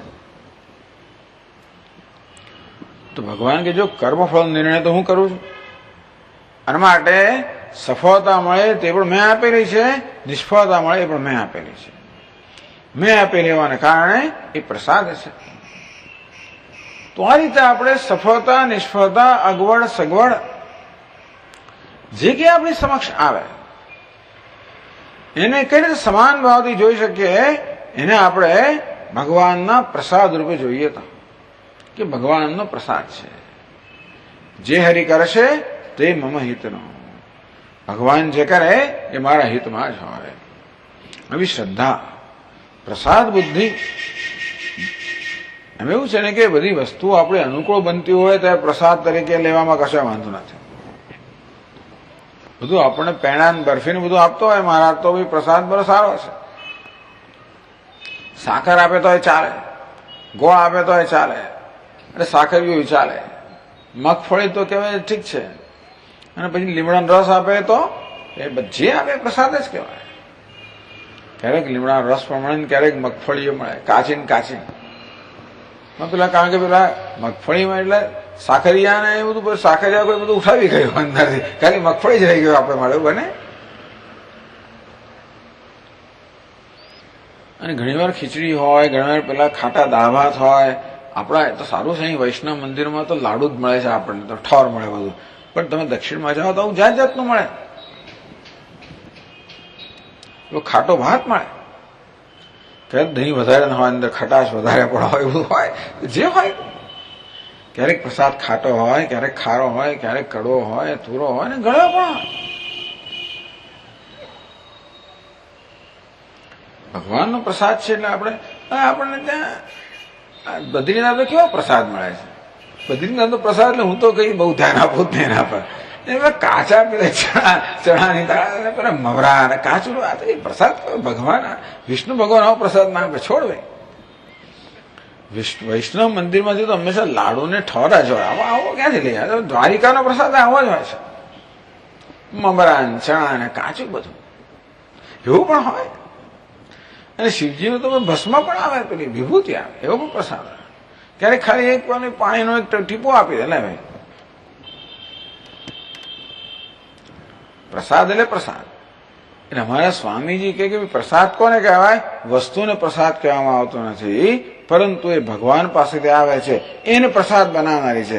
એની જ વસ્તુ આપણે કંદોરીની દુકાને ખરીદો પ્રસાદ ના કહેવાય, પણ આપણને એ જ લાડુ જયારે મંદિરમાંથી મળે ત્યારે પ્રસાદ કહેવાય, કારણ કે ભગવાન પાસેથી આવે છે.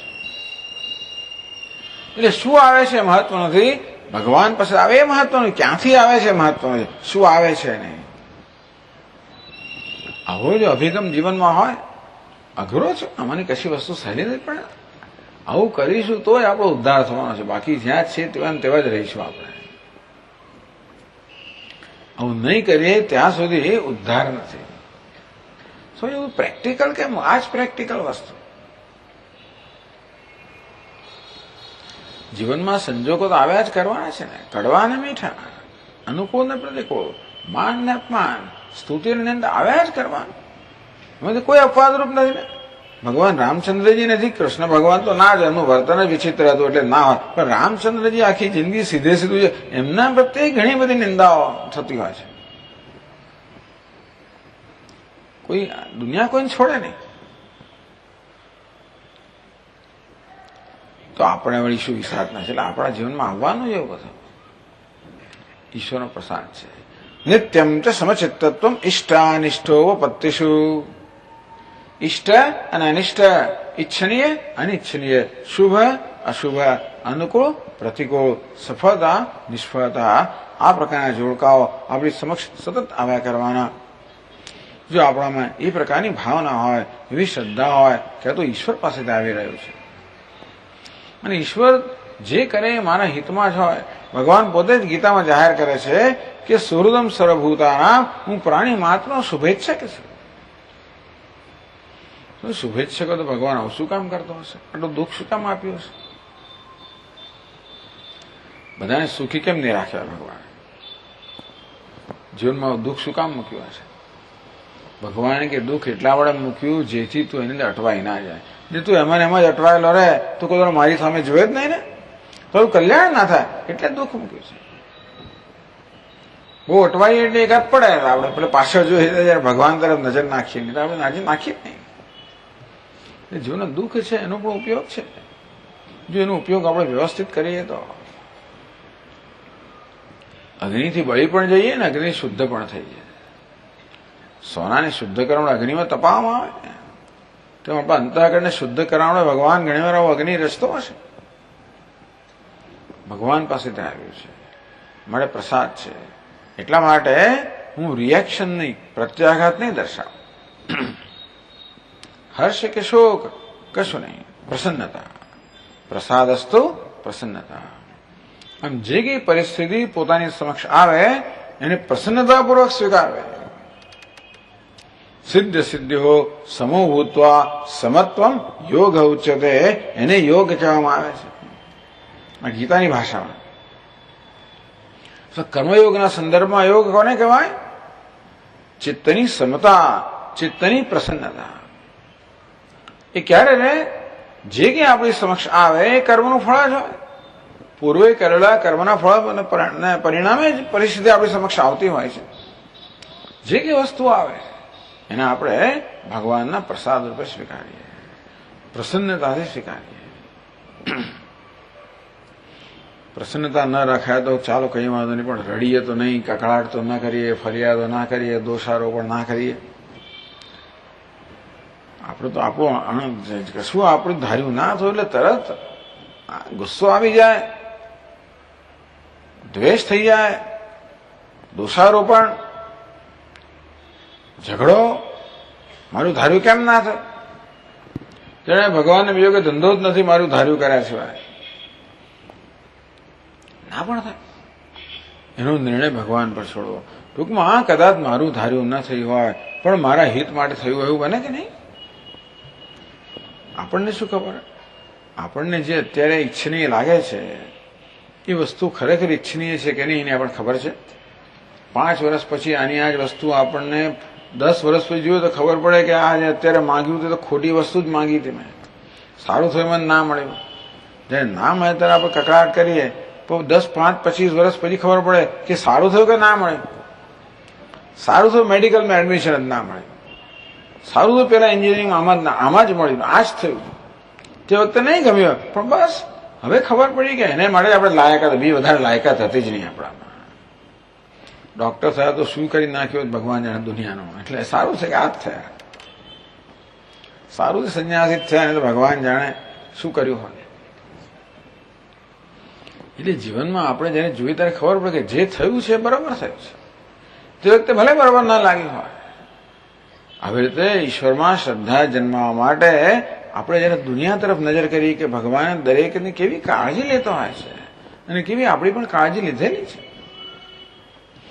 સિદ્ધ સિદ્ધ્યો સમભૂતવા. હવે નહીં સ્વીકારો તો જવાના છો ક્યાં? પ્રશ્ન એ છે કે ધારો કે તમે રડીને લેશો તો એ શું કે બદલાવાનું છે? જે થયું તો થયું જ છે ને, તો એને પ્રસન્નતાથી કેમ ના લેવો? કકળાટ કરશો તો કકળાટથી. એટલે બુદ્ધિશાળી માણસ તો જાણે છે કે આમાં આપણે કઈ બદલી શકવાના નથી કોઈ ગમે તે રીતે. યોગ યોગસ્થ કુરુ કર્માણી. હે અર્જુન, કર્મ કરતી વખતે તું મનમાં આ પ્રકારની ક્ષમતા જાળવ કે જે પરિણામ આવશે એનું પ્રસાદ રૂપે સ્વીકારીશ. હું આગ્રહ નહીં રાખું કે અમુક જ પરિણામ આવે, હા ઈચ્છું કે આ પરિણામ આવે, ના નથી, પણ આગ્રહ નહીં રાખું અને ઈશ્વરનો આગ્રહ હું સ્વીકારીશ. ઈશ્વરના સંકલ્પમાં મારો સંકલ્પ મેળવી લઈશ. આમ કર્મયોગ એટલે ઈશ્વરની આરાધના. સ્વકર્મણા તમભ્યર્ચે સિદ્ધિ વિંદતિ માનવ. શ્રેષ્ઠ વસ્તુ તો એ છે કે જે કર્મ આપણે કરીએ એ ઈશ્વરની આરાધના રૂપે કરીએ. જે કઈ ફરજ આપણે બજાવવાની હોય એને એના મનમાં એવો સંકલ્પ થાય કે આથી ભગવાન પ્રસન્ન થાવ. ભગવાન નવમાધ્યમાં કહે પણ છે, યત કરોષિ યદશ્નાસી યજ્જહોષિ દદાસી યત તપસ્સસી કૌંતેય તત્ કુરુષ્વ મદર્પણમ. હે અર્જુન, જે કંઈ કરે એ મને અર્પણ કરે. એટલે મનમાં વિચારીએ આ કર્મથી ભગવાન ખુશ થાવ. ભગવાન ક્યારે ખુશ થાય? એને ગમે એવું કરીએ તો જ ખુશ થાય. એને ધર્મ ગમે, અધર્મ ના ગમે, સત્ય ગમે, અસત્ય ના ગમે, એને પ્રામાણિકતા ગમે, ચોરી ના ગમે. સ્વાભાવિક છે. તો ભગવાનને ખુશ કરવો હોય તો ભગવાન નૈવેદ્ય ધરી તારે કે ગમે તો ઓછો ધરીએ, આપણે સારી વસ્તુ ધરીએ ને ભગવાન. તો ગાંધી પાસે જઈને પૂછે કે ભાઈ સોપારી આપ, તો પૂછે આપણે કઈ સોપારી જોઈએ, સત્યનારાયણની કથા માટે જોઈએ કે ખાવા માટે જોઈએ? પૂજા માટે જો આ સોપારી, એક આનંદ 4, ખાવા માટે જોઈએ 4 આનાની 1. આવો ન્યાય ભગવાનને આપવો તો સારી વસ્તુ આપવી જોઈએ ને. તો આપણને પાસે સારું હોય, સારા આપણે સદગુણો ભગવાનને આપીએ, દુર્ગુણો ના આપીએ. એને પ્રામાણિકતા આપીએ, સત્ય આપીએ, આપણે એની નિષ્ઠા આપીએ, એવું આપીએ. યોગસ્થ કુરુ કર્માણી, કર્મ કરે ત્યારે ઈશ્વરને પ્રસન્ન કરવા માટે કરે. સંગમ ત્યક્ત્વા ધનંજય, એમ કરવા દ્વારા મને એમાંથી શું લાભ મળશે એવી ગણતરી કર્યા વગર. જો કર્મફળમાં આસક્તિ ન હોય એટલે શું એ સમજવાની જરૂર છે. ઘણીવાર લોકો એમ માને છે કે કર્મયોગ એટલે કર્મ કરો અને કર્મફળની આશા ના રાખશો. એવું નથી. કર્મ કરીએ એટલે કર્મનું ફળ તો મળવાનું જ છે, અને કોઈ પ્રયોજન વગર કોઈ કર્મ કરી પણ ના શકે. કર્મ કરીએ ત્યારે કયા હેતુથી કર્મ કરીએ છીએ એ સ્પષ્ટતા તો હોવી જ જોઈએ. ઘરેથી નીકળો કર્મયોગ સ્વામી આપણે કહ્યું ને, સંગમ ત્યક્ત્વા ધનંજય. બસ હું તો ઘરેથી નીકળ્યો, ક્યાં ગયો? પ્રવચનમાં કેમ ના આવ્યો? બસ મેં સંગ રાખ્યો જ નહીં કે પહોંચો કે ના પહોંચો. ત્યારે આમ આમ નીકળી ગયો, પેલી ભાઈ પહોંચી ગયો, રખડીને ઘેર ગયો પાછો. એવું નહીં. ઘરેથી નીકળો એટલે આ ગંતવ્ય સ્થાન છે, ત્યાં જવાની યોજના તો હોવી જોઈએ, પ્રયોજન તો હોવું જ જોઈએ. હું પહેલો જ પહોંચી જાઉં એવી જાતનો આગ્રહ ના હોવો જોઈએ. મારું કર્મ કરું, હું ડ્રાઇવિંગનું કર્મ કરતો હોઉં તો પ્રામાણિકતાથી કરું, નિયમો પ્રમાણે ચાલો. હું બધા ટ્રાફિકના કહો, નિયમોનું પાલન કરું, એનું નામ ધર્મ. એ વખતે આપણું સ્કૂટર કે મોટર ચલાવવામાં ધર્મ એટલે નિયમોનું પાલન કરવું, એ અગત્યનો છે. ભગવાન કહે છે કે એ ધર્મ અગત્યનો છે, એ દ્વારા તારું ઈચ્છિત ફળ મળશે કે નહીં એ અગત્યનું નથી. સાધન અગત્યનું છે, સાધ્ય અગત્યનું નથી. તું કર્મ કરે ત્યારે જરૂર કોઈ પ્રયોજનથી કરે, પણ એ કર્મ કરે ત્યારે તું વ્યવસ્થિત ધર્મના આધારે કરે. એમ કરવાથી તને તારું યોગ્ય પરિણામ, નિશ્ચિત પરિણામ મળે તો ખુશ થા, ના મળે તો ખુશ થા. તો અહીં ખુશી છે ને, ભગવાન કહે છે ખુશી કર્મના ફળમાંથી નહીં, ખુશી તો કર્મમાંથી લે. તું તે સરસ કામ કર્યું એનો આનંદ હોવો જોઈએ કે ના હોવો જોઈએ? સરસ રીતે કામ કર, કામનો આનંદ માણ, કામની મજા લે, કામનો રસ લે, તો ભાઈ એને દ્વારા શું મળ્યું મહત્વનું રહેશે જ નહીં. એવું ભગવાન શીખવાડે છે કે આનંદ શેમાંથી લેવો? કર્મમાંથી આનંદ લેવો. તો આનંદ આપણા કબજામાં છે. કર્મ ફળોમાંથી આનંદ લેવો હશે તો આપણા કબજામાં નથી, કારણ કે આપણને ધાર્યો આવશે કે નહીં આવે. કર્મ તો આપણા હાથમાં છે ને. તેથી કર્મમાંથી આનંદ લેવો, પ્રેમથી કર્મ કરવો, સમાચર સમ્યક આચર, સારી રીતે કર્મ કરે. એ કર્મ કરવા દ્વારા કર્મ પ્રયોજનથી રાખ. તું જેવી રીતે આપણે તીર મારતા હોઈએ તો આપણું લક્ષ્ય હોય છે, લક્ષ્યને વેધવાનું આપણું પ્રયોજન હોય, એ કે આપણો ગુનો નથી. લક્ષ્ય વિધાય કે ન વિધાય એનું પ્રસાદ તરીકે સ્વીકારે લે. કર્મ કરતી હોય કોઈ કચાશ ના રાખીશ, કર્મ કોઈ કચાશ ના રાખીશ. તારો પૂરેપૂરો પ્રયત્ન કર, તને ધ્યેય સિદ્ધ થાય. પૂરો પ્રયત્ન કરવા છતાં પણ ધ્યેય સિદ્ધ ના થયું, ઈશ્વર ઈચ્છા, હરી ઈચ્છા. સિદ્ધ થયું, હરી ઈચ્છા. બંનેમાં ઈશ્વરનો પાળ માનવો, અભિમાન ના કરું કે મેં કર્યું. કર્મફળની આસક્તિ એટલે એનો અભાવ એટલે છોડવી, એટલે અભિમાન ન કરવું કે આ મેં કર્યું, મારે કારણે થયું. હું તો ઈશ્વરનું નિમિત્ત છું. નમ્રતાથી કર્મ કરે અને જે પરિણામ મળે એને પણ નમ્રતાથી સ્વીકાર, ઈશ્વરના પ્રસાદ રૂપે સ્વીકાર. ઘણી બધી ચર્ચાઓ થઈ શકે, પણ ટૂંકમાં આ રીતે ભગવાન આપણને આ કર્મયોગનો બોધ આપે છે.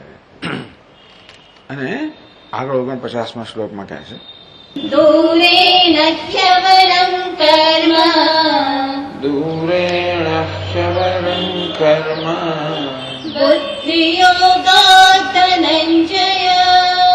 बुद्धियोगात् धनञ्जय बुद्धो शरणमन्विच्छ बुद्धौ शरणमन्विच्छ कृपणोः फलहेतवः कृपणाः फलहेतवः दूरेण हि अवरम कर्म बुद्धियोगात् हे धनंजय ही खरेखर हे धनंजय બુદ્ધિયોગાત કર્મ દૂરેણ અવરમ બુદ્ધિયોગાત એટલે કે યોગની ભાવનાથી કરેલા કર્મ કરતા જે સકામ એટલે કે ફળની આસક્તિથી કરેલું કર્મ છે એ બહુ જ ઉતરતું છે. ભગવાન કહે કે આ સકામ કર્મ નિષ્કામ કર્મ કરતા બહુ જ ઉતરતું છે. એવું કેમ ભગવાન? કૃપણા ફલહેતવ જે ફળની ઈચ્છાથી, ફળ એટલે સમજેલો એક વસ્તુ, પ્રયોજન એક વસ્તુ છે અને કર્મફળની આસક્તિ બીજી વસ્તુ છે. જ્યારે જ્યારે કર્મ કરીએ ત્યારે એની પાછળ પ્રયોજન તો હોય જ. ઘરમાં રસોઈ કરો એટલે કેટલા માણસ માટે કરવાની છે, કઈ વસ્તુ કરવાની છે, બધું પ્રયોજન હોય જ. અને રસોઈ સારી થવી જોઈએ એ પ્રયોજન પણ હોય. ના ના કર્મયોગ એટલે સ્વામીજી કર્મની ચિંતા, ફળની ચિંતા ના કરો એટલે મીઠું મરચું જેમ ફાવે નાખે, એવું નથી. 5 મહેમાન 25 જણની રસોઈ કરે એવું પણ નહીં. દરેક કર્મ કરતી વખતે ચીવટ હોવી જોઈએ, ચોકસાઈ હોવી જોઈએ, યોજના હોવી જોઈએ, એમાં કોઈ બાંધછોડ નથી. કર્મણ્યવાધિકાર એ પ્રકારે કર્મ કરવો તેની ફરજ છે. પણ એ કર્મ કરવા દ્વારા પછી મારી કદર થાય, લોકો મારી વાહ વાહ કરે, આવી વ્યક્તિગત વળતરની આશાનું નામ કર્મફળની આસક્તિ. કર્મફળની આસક્તિ એટલે વ્યક્તિગત વળતરની અપેક્ષા, મારા અહંકારને પોષવાની અપેક્ષા, મને કઈ વ્યક્તિગત લાભ થાય એ પ્રકારની અપેક્ષા. ભગવાન કે કર્મ તું તારા વ્યક્તિગત લાભ માટે ના કરીશ, કર્મ તું તારા કર્તવ્યની ફરજની ભાવનાથી કર, અને કર્મ સારી રીતે થવું જોઈએ.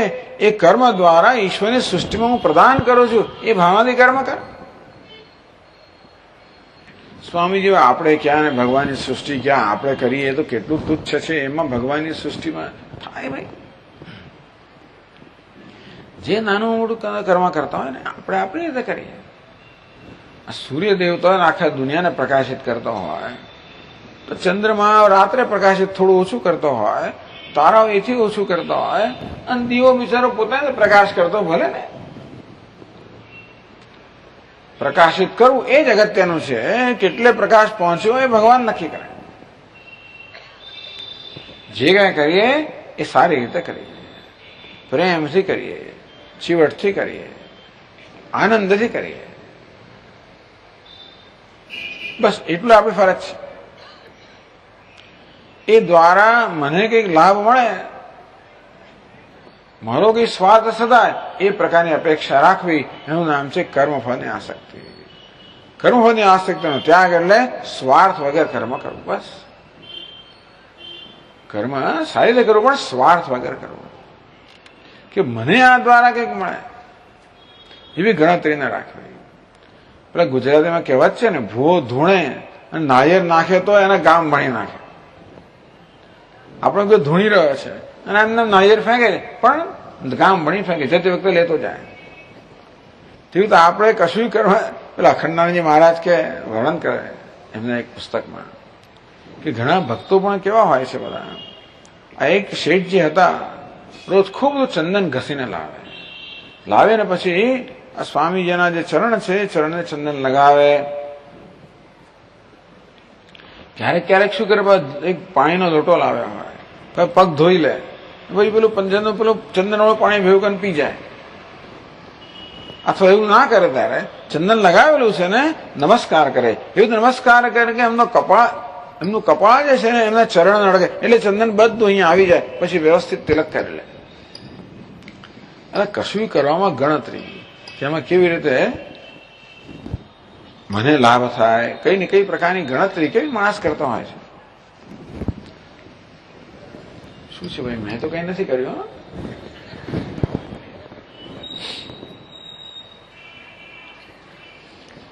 એટલે આપણે જરા સાવધાન બનીશું, આપણા મનની વૃત્તિનું નિરીક્ષણ કરીશું, ત્યારે ખબર પડશે કે મન કેટલું ચાલાક છે અને કેવી ગણતરી કરતું હોય છે અને કેવો દરેક પરિસ્થિતિમાં લાભ લેવાની હંમેશા તજવીજ કરતું હોય છે. એ મનની રમતથી આપણે પરિચિત થઈશું અને ધીમે ધીમે આપણે મનને રમત નહીં રમવા દઈએ. આ રીતે આપણો સ્વાર્થ છે ને ધીમે ધીમે ઓછો થતો જશે. એટલે ભગવાન કે આ પ્રકારે નિસ્વાર્થ કર્મ કરવું એમાં તારું કલ્યાણ છે. સ્વાર્થ પ્રેરિત કર્મ કરવાથી તારો સ્વાર્થ પૂરો થશે, તને તાત્કાલિક લાભ થશે, પણ એનાથી સ્વાર્થ વધશે અને માટે તો વધારે બંધનમાં પડે. દૂરેણ ह्यवरम કર્મ બુદ્ધિ યોગા ધનંજય. બુદ્ધિ એટલે કે યોગની ભાવનાથી કરેલું કર્મ જે છે એ પેલા સકામ કર્મ કરતા ઘણું ચડિયાતું છે. કઈ કે મોક્ષ આપનારું છે, એ અંતઃકરણ શુદ્ધ કરનારું છે, આંતરિક ઉન્નતિ કરનારું છે, એ દ્વારા જ્ઞાન દ્વારા મોક્ષ અપાવનારું છે. જ્યારે સકામ કર્મ છે એ કરુણ ફળ અપાવીને બંધન કરનારું છે. કૃપણા ફલહેતવ. આમ ફલ હેતવ એટલે કે જે લોકો પોતાનો સ્વાર્થ પૂરો કરવા માટે કર્મ કરે છે એ કૃપણ છે. એ લોકો કર્મની કિંમત જાણતા નથી. કર્મ તો રત્ન સમાન મૂલ્યવાન છે. હવે એને ઘણીવાર પેલા બાળકને ખબર ના હોય કે આ 100 રૂપિયાનો નોટ છે, પેલા આપી આવે અને એક ચોકલેટ લઈ આવે ને એમ કે મેં કેવું પરાક્રમ કર્યું. ખબર નથી કે તારા હાથમાં શું હતું. તેમ કર્મ નામનું એક રત્ન છે, આપણે એને વેડફી દઈએ છીએ. એ દ્વારા આપણે નાના બધા કર્મફળો પ્રાપ્ત કરીને સંતોષ માનીએ છીએ, પણ એવું નથી. ભગવાન કે નહીં, આ કર્મ દ્વારા તો બહુ મોટી સિદ્ધિ પ્રાપ્ત થાય. કઈ સિદ્ધિ?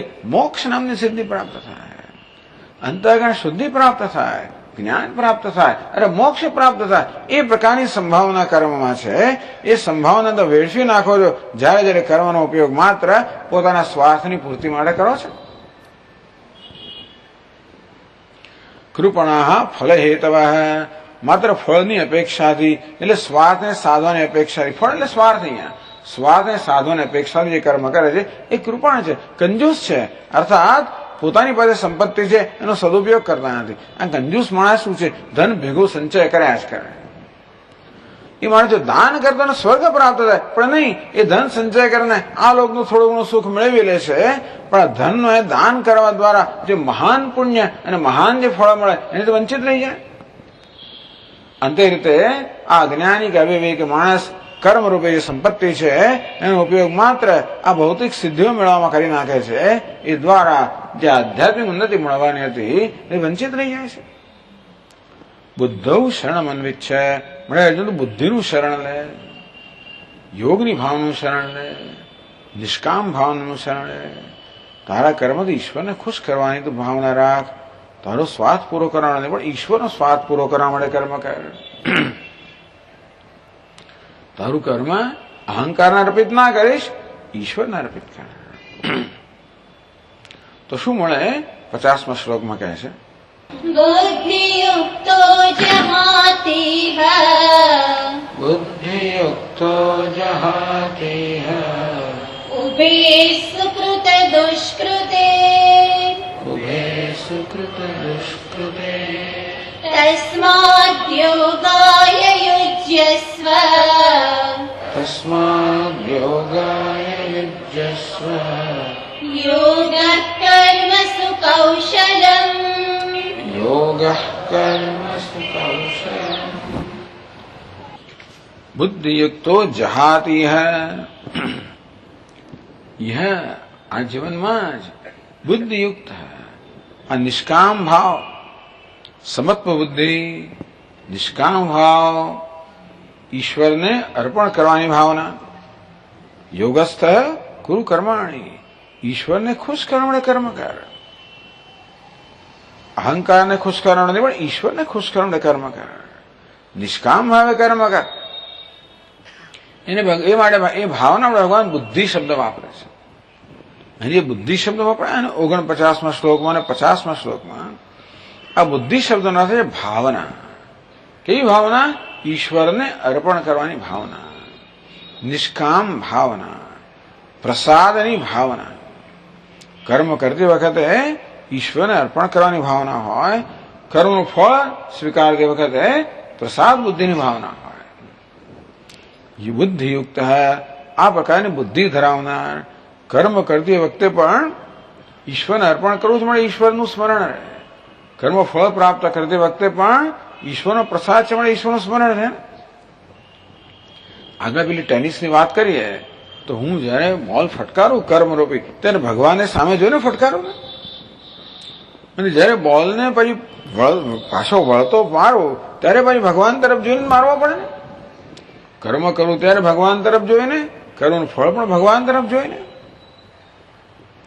બુદ્ધિયુક્તો જહાતી હૈ ઉભે સુકૃત દુષ્કૃતે. ભગવાન કે સુકૃત અને દુષ્કૃત, પુણ્ય અને પાપ આ બધાથી પર થઈ જાય છે. પહેલા આપણે પુણ્ય કર્મ દ્વારા પાપથી ઉપર ઉઠીએ અને પછી પુણ્ય અને પાપ બંનેથી ઉપર ઉઠીએ.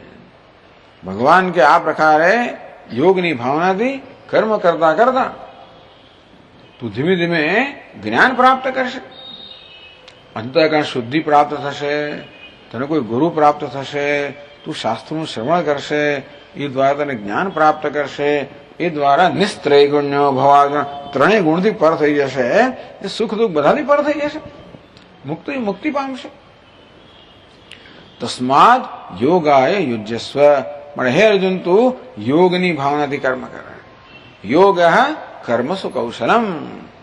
એટલે કર્મ કરવામાં આ યોગ જ વાસ્તવમાં કુશળતા છે. આ પ્રકારની ભાવના જ કર્મની ખરી કુશળતા છે. એટલે કર્મની કુશળતા નો ભગવાન અહીંયા જુદી વ્યાખ્યા કરે છે.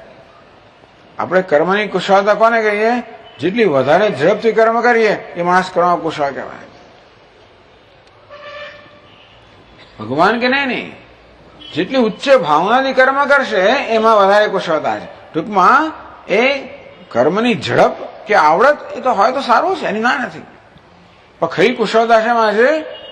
કર્મમાં રહેલી ઉત્કૃષ્ટ ભાવનામાં, ઈશ્વરને અર્પણ કરવાની ભાવનામાં, નિષ્કામ ભાવના, એ જ કર્મની કુશળતા છે. કારણ કે એ કર્મને મુક્તિનું સાધન બનાવે છે.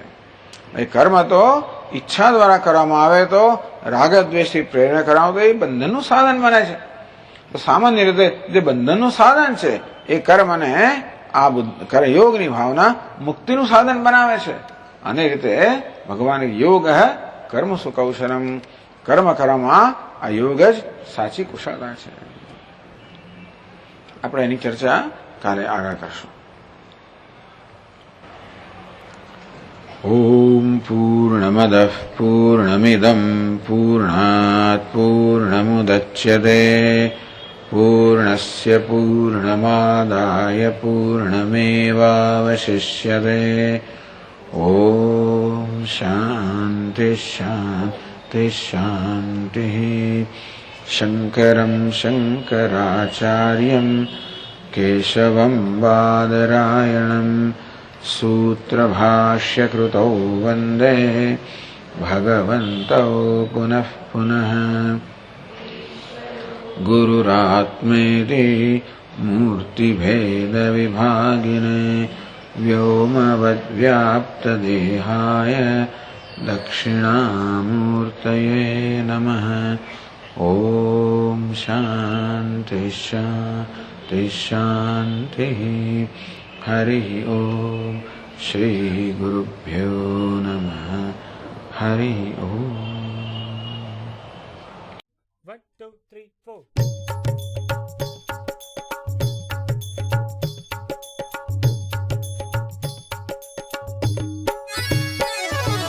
गोविन्द नारायणा गोपाल नारायणा हरि हरि गोविन्द नारायण हरि हरि गोपाल नारायण